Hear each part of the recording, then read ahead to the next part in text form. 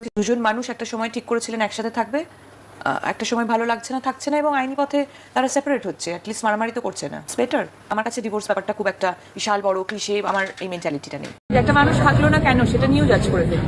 আমরা কেউ নই জাজ করা, সবাই সবারই জার্নি কমপ্লিট করতে এসেছে এখানে। আর যদি থাকার থাকে থাকবে, যদি না থাকার থাকে থাকবে না। প্রত্যেকটা ইন্ডিভিজুয়াল হিউম্যানের হ্যাপি থাকার অধিকার আছে। যোগাযোগ মাধ্যমে অভিনেত্রী শুভশ্রী গাঙ্গুলি এবং পরিচালক রাজ চক্রবর্তীর ডিভোর্স নিয়ে জোর গুঞ্জন শুরু হয়েছে। এই জল্পনা নিয়ে অবশেষে সরাসরি মুখ খুলেছেন শুভশ্রী। গণমাধ্যমের সামনে স্পষ্ট ভাষায় তিনি বলেন, একটা মানুষ থাকলো না কেন, আমরা এটা নিয়ে অনেক কিছুই নিজের মতো করে জাজ করে ফেলি। তিনি আরও যোগ করেন, কারো যদি থাকার সে থাকবে, আর না থাকার সে থাকবে না। জীবনে প্রতিটা মানুষের হ্যাপি থাকার অধিকার আছে, তাই আমি চাই না কেউ কিছু না জেনে আমার পার্সোনাল লাইফ নিয়ে কথা বলুক। শুভশ্রীর মুখে এমন আকস্মিক ও রহস্যময় কথা শুনে রীতিমতো অবাক ও স্তব্ধ হয়ে গেছেন তার ভক্তরা। নেটিজেনদের একাংশ সামাজিক যোগাযোগ মাধ্যমে এই নিয়ে নানা মন্তব্য করছেন। একজন ভক্ত লিখেছেন, দিদি তুমি কিন্তু ভুল করছো, এখনো সময় আছে, ঠিক হয়ে যাও। আবার অন্য আরেকজন অনুরাগী আশঙ্কা প্রকাশ করে লিখেছেন, শুভশ্রীকে আবারও একবার পস্তাতে হবে। এদিকে রাজ চক্রবর্তীর সঙ্গে বিবাহ বিচ্ছেদের এই তীব্র জল্পনার আগুনে ঘি ঢেলেছে আরেকটি ঘটনা। রাজের সাথে দূরত্বের খবরের মাঝেই নিজের সাবেক প্রেমিক ও টলিউড সুপারস্টার দেবের বাড়িতে হাজির হয়েছেন শুভশ্রী। শুধু তাই নয়, দেবের বাড়িতে গিয়ে দুজনকে একসাথে একটি পুজোয় অংশ নিতেও দেখা গেছে। অন্য আরেকটি ছবিতে দেবের বাবা মায়ের সাথেও বেশ ঘরোয়া মেজাজে গল্প করতে দেখা গেছে এই অভিনেত্রীকে। শুভশ্রী ও দেবের এই আকস্মিক নৈকট্য দেখে টালিপাড়ায় নতুন গুঞ্জন ডালপালা মেলতে শুরু করেছে।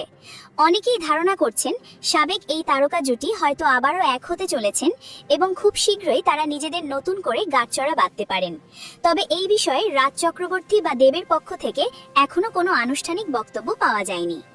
শুভশ্রীকে ফলো করলাম স্টেজে দাঁড়িয়ে।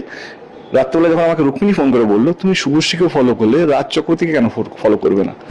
আমি রুক্মিণীর সঙ্গে একটা বাড়ি, একটা ছাদের তলায় থাকলে আমার তো রুক্মিণীর সঙ্গে সপ্তাহে একদিন তো ঝগড়া হবে, কিন্তু আমি কানেকশনটা আমিও জানতাম না।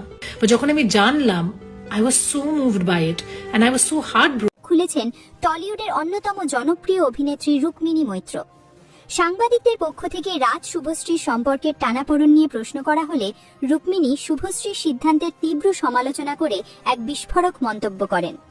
সাংবাদিকদের মুখোমুখি হয়ে রুক্মিণী সরাসরি জানান, শুভশ্রী যা করছেন তা একেবারেই অন্যায়।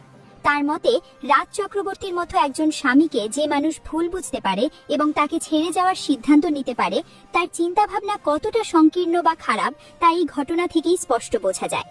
শুধু রুক্মিণী মৈত্রই নন, রাজের পক্ষ নিয়ে মিডিয়ার আরও অনেকেই শুভশ্রীকে প্রতিনিয়ত কটাক্ষ ও সমালোচনা করে চলেছেন। তবে চারপাশের এত সমালোচনা এবং নেতিবাচক মন্তব্যের মুখেও নিজের বিচ্ছেদের সিদ্ধান্তে সম্পূর্ণ অটল রয়েছেন শুভশ্রী গাঙ্গুলি। এদিকে নিজের ব্যক্তিগত জীবন ও সম্পর্ক নিয়ে কথা বলতে গিয়ে রুক্মিণী নিজের আদর্শের কথাও স্পষ্টভাবে তুলে ধরেন। তিনি জানান যে তিনি বিয়ে এবং সুস্থ পারিবারিক জীবনে বিশ্বাসী, তবে নিজের বিয়ে লুকিয়ে রাখার পক্ষপাতী একেবারেই নন। জীবনে যে কোনো পদক্ষেপ তিনি সামনাসামনি নিতেই পছন্দ করেন। রুক্মিণীর মতে, বর্তমান যুগের অনেক বিয়েতে আইনি বা সামাজিক স্বীকৃতি টিকে থাকলেও মনের গভীরে পারস্পরিক কমিটমেন্ট বা অঙ্গীকারের বড় অভাব দেখা যায়। সম্পর্কের ক্ষেত্রে এই কমিটমেন্ট বজায় রাখাকেই তিনি সবচেয়ে বেশি জরুরি বলে মনে করেন। নিজের জীবনের সম্পর্কের সমীকরণ নিয়ে রহস্য জিয়ে রেখে তিনি মন্তব্য করেন, তাদের সম্পর্কে কমিটমেন্ট থাকুক, বাকিটা ক্রমশ প্রকাশ্য। এই পুরো ঘটনা টলিপাড়ার ভেতরে ও বাইরে এক নতুন বিতর্কের জন্ম দিয়েছে।